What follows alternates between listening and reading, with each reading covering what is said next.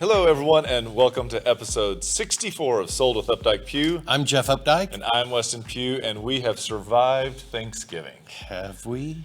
Well, you had a lot going on, that is for sure. Yeah. What did you do? So my sister volunteered me to cook, and since I didn't want to do turkey, I did salmon, spinach, sweet potatoes, and asparagus. So kind of healthy, kind of fun, a little different. I didn't get any thumb down, so that was good. Your nieces and nephews ate that? Including my mom, she ate it too. Wow. I know, shocking. Wow. So it was all good. How was yours? It was good. It was good. I had, it was my birthday was on Thanksgiving this year, and so it was that Thanksgiving Day extravaganza of going to a brunch in the morning and playing board games in the afternoon. Thankfully, getting in just a very short nap and then getting up and going to family dinner after that. Did you Uber everywhere? The first part of the day I did not. From the second part of the day on, I did. Was it easy to get Uber on Thanksgiving? It was. It was snap. Yeah. Well, it's interesting because this December is also a very short December. We actually only have 3 Saturdays before Christmas. Yeah. Christmas. So it is packing it in. We've already seen people actually opt not to have events and are moving them into January, which is just to kind of like give everybody breathing room for the holidays. Yeah, one of the things our company's doing this year is they usually have a big Abby Halliday party and all the day, and Tate Berry Miller has their own party, and then they're not doing that this year. Each office can have their own party, but we're doing a big 75th anniversary, 70th or 75th anniversary of Abby Halliday Realtors in January at the Irving Convention Center. Which makes sense because it just gets so hectic in the holidays. Well, that's interesting. So today what we're going to do is we're going to talk about 3 amazing places. Yeah. And we opted to do Behind the Pink Wall. And if you're not from Dallas or you're not from this area, it's a little area off of Northwest Highway that has a very old wall that at one time must have been a lot more pink than it currently is. Yeah. And it's just kind of become a go-to place. And we thought it would be really nice to share with everybody some of the great listings, 2 condos and 1 single-family home that are back there that we thought were of interest and we thought really might be fun to take a look at. Yeah, the neighborhood itself is really, it's very, very convenient being right there off Preston and Northwest Highway. You're just right there on the tollway. Yeah. So do you want to talk about location on all of these in the very beginning? Because really, they're all a block apart. I think that makes sense. Just because when when you bring up a map of one, you can actually see all 3 of the properties in one map. They're just boom, boom, boom. If we thought about that, we'd have sent Ziggy a map with all 3 little Google that would have made drops more on sense. it. So next time, Ziggy. So anyway, the area is, perfectly located between US 75 Central Expressway and the tollway, and it is a shopper's paradise down through there with Preston Center that has a really a lot of really high-end clothing stores, and then jumping down to North Park where you've got a lot of really high-end clothing stores. And I think it's so interesting. So I used to live behind the pink wall at one point, and I thought it was so interesting because you can take Preston and you can be in Uptown in 5 minutes. But then you can turn around and if you want to take Preston, go the other direction, and you never think you would never normally go up that direction if you didn't live there. But there's so many great grocery stores and other restaurants that we don't think about, but we do if we lived behind the pink wall, just because it's a 50-50 getting there. My friend Ray that came on the show one day, he eats out a lot. Well, when he eats out, one of the areas that he kind of focuses on is the Preston Forest area, because like Preston Royal, Preston Forest has lots of restaurants, and there's a lot of options even on the north side of 635 right there. It really is a great area, and I think one of the things that we loved about it is how easy it is to get around. So even if you're not going to take Preston, it's really easy just to jump down the toll road or up 75, whichever way you need to go. So it's all a very centralized location. Yep. So let's talk about the first one. Great. 6146 Averill Way. This is a really great first floor unit, and if I've always really liked this neighborhood because you've got a really great mixture of style of buildings. You have kind of a little bit of windy streets. You've got heavily treed neighborhoods. Good walkable. Yeah, and this complex was built in 1964. Right. And so it's one of those two-story complexes that still has great ceiling height. It's got a little bit of, kind of an entry flare to it. This is as you walk in the front door, you've got a little bit of a foyer entrance there that you can use. And you don't feel like you're in a condo. Nope, and they did a really great job. I don't think they missed any spots. I think sometimes we see renovations that they're blind spots, or maybe they ran out of money. On this one, from the front door all the way throughout the house, they did a great job with the floors. It is a seamless transition. They have I don't know if they're new or if they've just really done a great job with the renovate or finishing of them, but it's perfect. In this, I was reading a list the other day that was talking about trends for 2020, and one of them is that formal living rooms and formal dining rooms are coming back. And this is a really good example of where that is. Yeah, and so one of the things too that makes this just a little extra formal is that the doors to the kitchen actually shut off. So if you're truly having a formal dinner or just want to keep everything at bay and not clean the kitchen, this is a great scenario for this one. Yeah, the galley kitchen layout in this works really, really well. It does have the granite or quartz countertops, the undermount sink, really nice stainless steel or nickel polished fixtures. God, I don't know There what it that is. word. Yep. 6-burner professional series range and big open rooms. And so this is actually one of the bedrooms that they're using as they've set it up to be more of like a receiving room, TV room, could be an office, but the windows are newer. And so it's got nice light that doesn't really add to the utility bills. But again, they've done a great job with the colors. Yep, and this is a really large master bedroom on this. Again, you've got the double doors that close off the bathroom. This is, think the bedroom is the only room that has carpet in it, but it opens into a little bit of an area here that is set up as a dressing table. And then you open into the master bathroom that has just been done spectacularly. And one of the things that we also want to point out on this one is that there's an additional storage unit that's on the third floor. And as Jeff was saying, it was built in 1964, but the architect that designed this was George Dahl. And George created this in the Hollywood Regency style. And rumor has it that both Elvis and Sinatra stayed in this. So not in this bedroom that we see here, But in the complex. there's rumors that somewhere in there they stayed. So Within a few miles of this, they traveled at one point. they're there in spirit. So this is just a really overall an easy move in from the second bedroom, the second bathroom. They've all just been touched, and it's clean and easy. Yeah, really, really nice. So 6146 Averill Way, a really great unit, first floor, lots of windows all around, is a 3-bedroom unit. It has 2.5 bathrooms. I think there's a 2-car carport. I don't believe this has a garage. And it's actually accessible from the kitchen. You walk directly in, and it's covered. Yep, a little over 2,000 square feet, built in 1964. Don't get scared about the HOAs at $965 a month because that covers all of your utilities. It is a great value if you're somebody that is living on a fixed income and want to know what that monthly expense is going to be. It's priced at $535,000, which brings it in about $266 a square foot. And we'd like to say thank you to Emily Ray Porter and Jed Dupree for letting us show their home today. Yep, this is a great home. So literally we're going to go just around the corner, and this one is going to be to 6307 Bandera Avenue, and this is unit 6307C. And this one this is Hollywood Regency, and again, that's almost mid-century modern because we're talking about 64.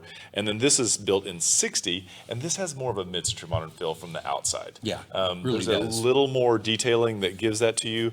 Those are more of what we'd call Grecian keys. That is an accent, again, from that era, as is a stone as you enter into this building. Again, mature trees throughout the neighborhood. that make it really great to walk in because it's not like you're going to get beat down by the regular heat. So this has a really easy feel on this. Yeah, and the walking into this one, again, you've got kind of a little bit of a sense of arrival there with the foyer. This one, this unit has been so nicely decorated. It just has, I mean, I could move in and live there very, very easily. Large rooms, plantation shutters, lots of window space. And the windows are new. And the windows are new. And there's some really great storage in this, as you can see with the built-ins here. They've got that room set up as a separate TV room, and it just works really well with the way the flow of this condo goes. And I love the kitchen because this is someone who is not afraid of the color, and they nailed it. So the tiles are a little bit larger, and they add so much depth. The width of this kitchen space is excellent for 2 people to be able to use it. And the pantry is a double stacked pantry. So you go in and then there's another room that you can go into, and that's where they keep a lot more of their serving dishes. Yeah, I have a feeling this kitchen was a little more narrow at one time, and it's been bumped out a bit because it does, it's kind of the 2-butt kitchen where you don't have to bump into each other as you're trying to cross paths and cook. So. The bedrooms too are really well done here, and they're down a hall as they all kind of line up on each other. And the first one that they're using is actually going to be used as a third seating area. So to us, we were just assuming that maybe everybody worked from home, and so this gave people, because there were desks in both rooms, it gave them the opportunity to have their own space. In this one. And again, the plantation shutters are throughout, and they did a great job by keeping a color palette that was similar front to back. Yeah, and this is the master bedroom, king size bed. I think again we've got 42-inch nightstands, which shows you the size of this. And I really like that they did the plantation shutters in this room, and they do go from floor almost to ceiling. So you've got really great light when you want it, but you can also make it pitch black if you want. Absolutely. And the master bedroom also boasts 4 closets, and 3 of them are walk-ins, which look is at the built-ins. Huge. Where else can you get those built-ins in a condo? It's a tough. This is another angle of the master bedroom. The master bedroom also opens up to its own private balcony, so it's a great space. And this is a 2-bedroom, 2.5 bath, 2-car space, 2 covered parking spaces, a little over 2,100 square feet, built in 1960. And again, HOAs are on the higher end, but they do include all the utilities. That brings the price on this one in at $399, which is about $189 a square foot. Really Great good price. value. Yep. And we want to say thank you so much to Mark O'Donnell for allowing us to highlight your home. It's a beautiful place. Man. Take a look. Well, now what we're going to do is just go, actually, so this is Bandera, and we would go one street to the north of Bandera, and that would take us to Del Norte. And Del Norte is one of those neighborhoods, and we keep saying the trees are mature, and if you go there, you would realize it's so many large live oaks. It's a different feel. Del Norte is one of the streets that has a little bit larger in width, the street is, and so it's really, it's just has a very, very homey feel to it. Yeah, it does, and the homes still have great setback on them. The lots are still deep enough that you can set the house back from the street and still have a backyard. This has a detached garage in the back that, kind of even shows you how bigger the yard is, and the roof on both the house and the garage were replaced this year. Yeah. So and that was not because of the tornado. No, no damage on this. This is the front porch, and the way that they've got this set up is you have the main entrance here on the left-hand side of the picture, and then there's also a second entrance that opens up to one of the bedrooms off of the porch. Not typically used right now. This is actually shown where they've got it set up as a swing, but again, this is really traditional for this era. And nice big open rooms. They have laid this room out very nicely. You just have that very comfortable living room space, great plantation shutters again, have a gas fireplace with gas logs, and it's another one that you can just move right into. So they also, this style of home transitions from the living room into the dining room, and the dining room then behind that, this is the perfect shot for that, so you can see. But then just to the right-hand side would us be walking into the kitchen, just so that we can kind of help you get a feel for this. And as you walk into the kitchen, you can see they've done the great job with the white light bright appliances. And one of the things that we always like to see, it's just over and over again, is the sink that is over in front of a window. And this window actually looks over a really good sized backyard. So many aspects that are agreeable for this. And this has 2 dining areas, which is really cool. This is the breakfast room. They've done a really nice job of replacing fixtures, light fixtures in this house, Yeah. and they use some really high-end, very well-fitting light fixtures. And then this room transitions into kind of the family room or the great room on the back of the house. And this room right here is a 26 by 15. And so there's 2 closets that flank the entry and allow you to put stuff away, and then built-ins at the very end. So it's a really great way for you to keep media out of the way. One of the things that we loved about this lot is, or this room, is the way that it literally faces the backyard. So if this ever became something that you needed for a pool, this would be a really great room to add value to an outdoor space pool. Yep. And really large master bedroom here. This is on the rear of the house. So if you wanted to add a pool or create some kind of access, you've got really easy access from the master bedroom back out through one of these back or side walls. And that goes into the master bathroom, which has the double vanity, granite countertops, white cabinetry, just nicely done. And it's got a lot of space. So if there was ever a time that you wanted to make a change to it, because it's a pier and beam, that's always such an easier thing to handle. And so this is just one of those it's a great home for that. Yeah, and here's a picture of the backyard that I think shows the overall size of this lot, where you've got so much flexibility. If you did want to do the pool, you'd still have plenty of room for dogs and play space and whatever you might need. And again, here are the trees. I kept talking again about how mature the trees are, and that just goes to prove my point. Yep. So this is 6231 Del Norte Lane. It's a 3-bedroom, 2-bath, 2-car garage, just almost 2,300 square feet, built in 1949. It is priced at $779, which is $344 a square foot. Yeah, and thank you to Garrett Holloway for letting us talk about his listing today. Great home. Well, those are 3 really good homes. Yeah. I was really interested to go back through the Imperial House and through the second condo that we did, because they have such a unique feel to them. And it's so nice when you get into one that's renovated front to back and people lived in. Yeah. And when you go in, you are not disappointed, that's for sure. Yeah, that's true. So thanks for joining us. We'll be right back after this. There are lots of ways to keep up with us. Visit and like our Facebook page to watch us live and get updates about future show topics. Also, visit our Instagram page where you can see the latest homes that we have for sale. You can also check out our website at updikepugh.com, where you can create customized searches of active and sold homes that you find of interest. If you're interested in how much your home is worth, visit homeprice.fyi and you can get a price instantly. Just enter your address and a couple of pieces of information about your home, and we will email you a price. Last of all, you can reach out to us by phone or text at 214-377-2223. Hi, everyone. Welcome back. This is episode 64 with Sold with Updike Pugh, and I'm Jeff Updike. And I'm Weston Pugh, and today we are going to kind of piggyback off of last week's episode.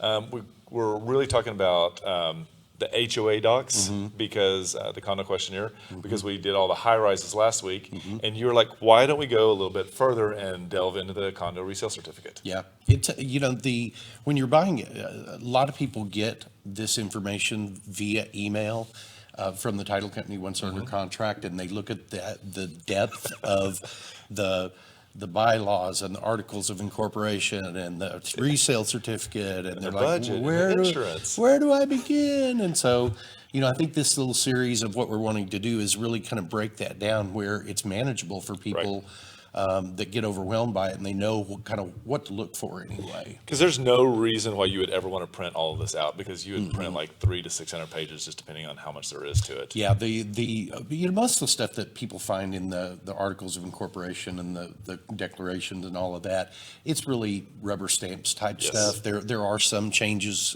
between complexes, but the real meat and potatoes is kind of what we talked about with the condo questionnaire that lenders want last week, and this document that we're going to talk about today, the condominium resale certificate. And the condominium resale certificate is so important for many reasons, and we're trying to pull it out and just make it a little easier for you to understand. But there's a lot of information in here that's really specific, that is so specific to it. Yeah, and these are all things that you need to read line by line. Like when you're just kind of going through these quickly. The number one, the A in this is really important because in a lot of older associations, the condominium documents were set up where the HOA had the right first refusal to buy the unit under the terms that a contract generates. So if my condominium complex has a right of first refusal and I go under contract with a buyer, I have the obligation to submit that contract to the homeowners association and wait for them to decide if they want to buy it under those terms before I can actually move forward with the buyer that I've got under contract. And a lot of times that scares buyers away because they're waiting. They may be waiting 2 weeks for your HOA to make a decision. Yeah. To then calculate to find out if they have it in the budget and if it's fair market value. Yeah. Which is just something that we don't see as often anymore. What people typically are really focused on, and they get kind of lopsided on this, is what are the HOA dues? Yeah. And this is the second thing that they disclose, and they tell you how much they are, and they also tell you how often they are billed out to you. Right. And when they talk about periodic common expense assessment, they're really talking about the dues portion of it. And I mean, and some HOAs collect them annually, some collect them monthly, some collect them quarterly. It can really vary from complex to complex or single-family home community to single-family home community. Correct. Yeah. And there's a big difference because I feel like when you're in some of the neighborhoods, instead of a condo, they're much different. Yeah. In the way that they're run, and the Right. amenities are so much different, and that is what actually affects how much you're paying. Right, it does. And question number C on this talks about another really important thing, which is, are there any special assessments? I would think that for me, this is what I want to know, even before I find out about the dues, because this can get really expensive. Yeah, it can. And, a lot of homeowners associations on a monthly basis run on a shoestring. And so when it comes time for big things to go on, they may not have the money. They may not even have the money put aside for the deductible on an insurance claim, and so they have to have these special assessments from time to time. And so you really want to know what those are and if there's any of that out there. And then the next question talks about if there's any money that is unpaid by the current owner to the current association. Sometimes there are fines when there are rule breakers. I mean, there can be just charges, past dues that they haven't paid, and that is something that I think a buyer needs to know going into the situation. And to know that they'll be handled upon closing. Right. That probably proceeds are going to go towards that if the seller doesn't have them. Yeah. The next question is really important because it talks about capital expenditures. A good financial association is going to plan for their capital expenditures. Now, the building that we're talking about here that this is from is a newer construction building that they do a lot of regular ongoing monthly maintenance on. And so in this resale certificate, they have nothing budgeted for any capital expenditures because the building is new and it's very well maintained. So it's not like they're not for the next year planning, okay, we've got to replace, all of the pool equipment because they know it's relatively new or it's all being maintained. And I think that so what you're talking about, newer versus an older building, I think that this is one of the things that we've seen when we know that a building is going through maybe a midlife crisis and things are needing to be repaired. And it's like there's a little more expense that ends up on some of those homeowners. And so once those are all handled, the building has that newer price point where everything is handled, so the assessments don't really linger. And I think there's a couple of them on Turtle Creek that we saw that kind of go through that in the 2000s. Right. The next one is not really a question, but it's just telling that the status. The kind of the status of the financial health of the organization, because it's got the budget and the balance sheet that should be attached to this, and those are real important too. Even if you don't understand them, they're real important to talk with somebody that would understand them and make sure you're not getting into something that is not what you expect it to be. And the other thing too is you want to know what's the legal health of the association. And so there are also questions, and so statements have to be made about whether they are in lawsuit, in litigation, and if there are impending judgments against them. Right. And those are, they're yes and no questions. So no is better on both of these. And if there is a yes, then there does need to be a phone call to the homeowners association management company asking, hey, could you give me some information about what I'm doing here? And sometimes there are super sleuths that'll find it online for you, and they'll come to you. Yep. The question, Jay, that's on this talks about if the homeowners association provides any kind of insurance coverage. Most of the condos that we looked at today, the HOA provides all the building insurance on them, but it can vary from complex to complex. Most of the time, if it's a condominium, the homeowners association does provide blanket insurance. Plus, they provide all these other forms of insurance, like there might be, director and officer coverage. There might be fidelity bond coverage. There might be, if it's an association that has an automobile that a maintenance guy uses, it might have some auto coverage in it. There can really vary. And near and dear to me is the insurance for coverage for rebuilding upon catastrophe, because I don't think that everybody gets that, and I think that even sometimes lenders don't quite know that, because there has to be an appraisal that goes along with this. But that is one of the things that I think more and more associations are beginning to check to make sure that they have the coverage that they need in order for in case something happens, tornado, fire. These are things that have happened in the not so distant future. Past. Oh, it's right there. Yeah. Still fresh. Yeah. And a couple of the last questions that we're going to cover they're not, I don't think they don't quite have the gravity of the first set of questions, but they're certainly really important. And question number K, where the board has no knowledge or has knowledge of alterations or improvements to the unit or the limited common elements that violate the declaration, the bylaws, rules of the association. So this is like if somebody has done something to their unit, like they've replaced the windows in their unit with the wrong windows. And, that's a continuity issue when it comes to bylaws. Well, the other thing too is if you go into a master plan community and they don't get permission from the architectural review board and they build something that's above the fence line, that's when they get in a lot of trouble, whether it's not the right color, it's not the right material, shingles weren't used that are proper. There are a lot of things. So we had a friend who lived in a homeowners association, and he replaced the roof on his house without getting the architectural control board's permission for the roof. And it was the identical shingle that was on it previously, but because he didn't get their approval, they had a claim against him. And so when it came time for him to sell, he had to make a payment. And it was not a fun process. So we don't tell you this to scare you. You will get all the information. It's just best when you live within an HOA to ask.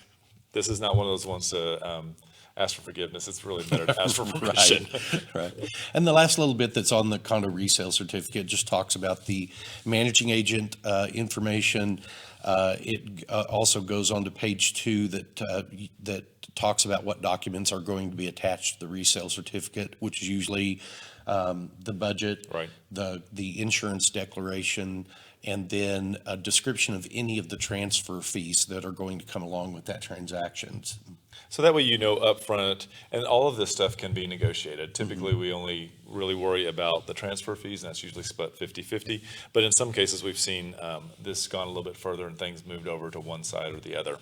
Yeah, and a good resale certificate is going to have direct contact information at the bottom of it for whomever the person that's responsible for management of that property. Very good. Well, this has been a great recap of the resale certificate. If you have questions about anything that you've seen in the past on your resale certificate, or if you're looking at something and have a question, we'd love to hear from you. Yep, we would be happy to answer any questions you have about it, because we've done enough of these. I think we've done several hundred condos just in the last few years. So. Oh, yeah. And then I think next week what we're going to do is we're going to try to feature homes that are in Lakewood. So tune in, and we'll have some really great homes from over there. That sounds great. Perfect. So the wrap for today? That's a wrap. Thank you for joining us. And remember, we want to be realtors for life.